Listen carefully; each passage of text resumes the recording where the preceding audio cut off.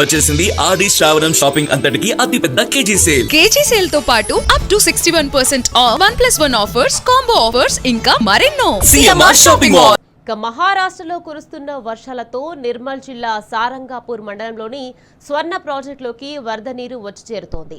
అయితే గేట్లు పనిచేయకపోవడంతో నీళ్లు వృధాగా కిందకు పోతున్నాయి. ఎడమ కాలువ పరిధిలోని జోలినాలా కెనాల్ గేట్లు 6 నెలలుగా ఉపయోగించకపోవడంతో మొరాయించాయి. గేట్లు కిందకి దిగకపోవడంతో గేట్లను తాళ్లతో కట్టి ఇసుక సంచులు గడ్డి వేసి నీళ్లు కిందకి పోకుండా అడ్డుకున్నారు. గేట్ల మరమ్మతుల కోసం ప్రతిపాదనలు పంపించామని, నిధులు విడుదల కాగానే మరమ్మతులు పూర్తి చేస్తామని అధికారులు తెలిపారు. అధికారుల నిర్లక్ష్యం వల్లే వరద నీరు వృధాగా పోతుందని స్థానిక రైతులు మండిపడుతున్నారు.